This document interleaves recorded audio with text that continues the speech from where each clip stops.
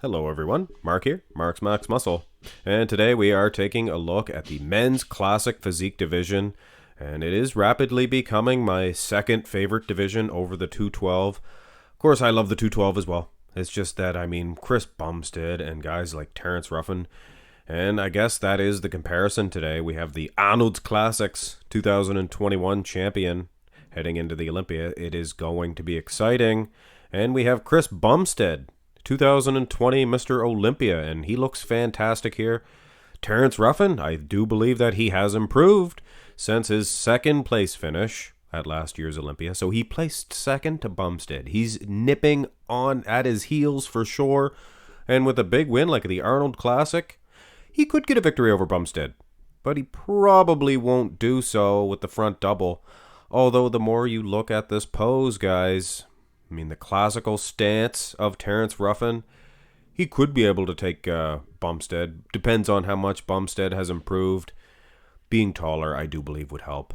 Let's go through the poses. We don't have a front lat spread, so onto the side chest. Now this pose here is going to be a Bumstead victory.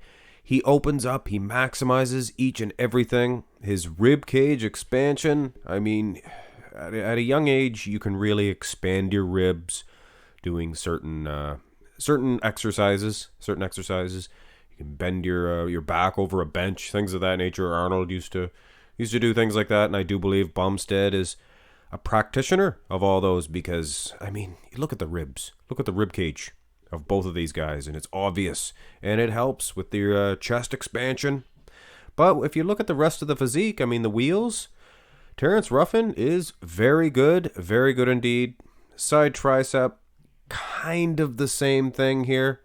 Kind of the same thing as the side chest development. It's just size over substance because both men have substance for sure. Terrence Ruffin, he is he's Michelangelo, as Lou Ferrigno's dad called him. Michelangelo, not Michelangelo. But they both look like they're carved out of stone. My goodness, look at Bumstead. Tricep for tricep as well, I do believe. Bumstead, he is out-muscling Terrence Ruffin. So it is going to be an uphill battle, guys, for Ruffin if he is going to look to improve on his placing, which is obvious, guys. If he's going to improve on his placing, he would have to beat Bumstead. He'd have to become first. Back shots. Can Terrence Ruffin defeat Chris Bumstead from behind? I think he could. He already looks like he's in better condition. You see that? Glutes, hamstrings, very good for Bumstead as well, but I'm more impressed with the wheels. Maybe not the calves, but the rest of the wheels. More impressed with Terrence Ruffin. Lower back, I definitely like the Christmas tree area for Terrence Ruffin. You can actually see a Christmas tree. Tight conditioning for both of these guys. But then, of course, Bumstead has the nice lat insertions there.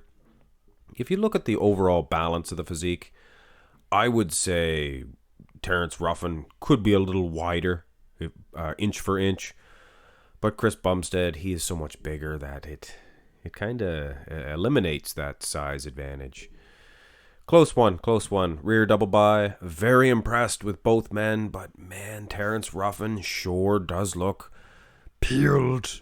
He sure does look peeled. And you can see the lower back again, the Christmas tree area, just as or maybe even better conditioned than Chris Bumstead. But it's hard to say unless you're really there. It just seems that way when you look at the Christmas tree. Bumstead's traps, not to be trifled with here. Not to be trifled with at all. But at the end of the day, if it's a conditioning matchup, a matchup where they're going to really focus on the conditioning over the size and each and everything, Terrence Ruffin could get an edge. And one more thing he's getting an edge on is the execution of the strike. I do believe his arms are placed up nice. You can see that, and that could make a difference because this is men's classic physique, guys. They judge a lot of classical poses, and speaking of which, we will end this one with a classical pose. And Terrence Ruffin hitting these shots, he looks better. You can see his physique morphed into them abs. Looks tremendous.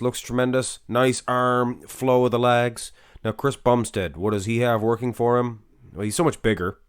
And when you look at the wheel department, could be more conditioned as well. But I definitely prefer those abs of Terrence Ruffin, Who's winning this competition? Well, it varies. It varies. V with an A, or vary with an A. V-A-R-Y. It changes. It changes. Bumstead is your winner. He's just too big. He was too dominant, I do believe, in the side shots. And if we did have a front lat spread, I think we would see a dominance in that as well. But come Olympia time, Terrence Ruffin can dry out a little bit more. I mean, and that's the thing. Are they looking for more conditioning? Because I do believe Terrence was more conditioned from behind. So if he gets even more conditioned, could be so dominant over Bumstead that they could give it to him, but could be a stretch of the imagination. As is, I do not see Ruffin taking out Bumstead this year. Hit thumbs up on the video, guys, and subscribe to the channel if you have not already, and have a fantastic day.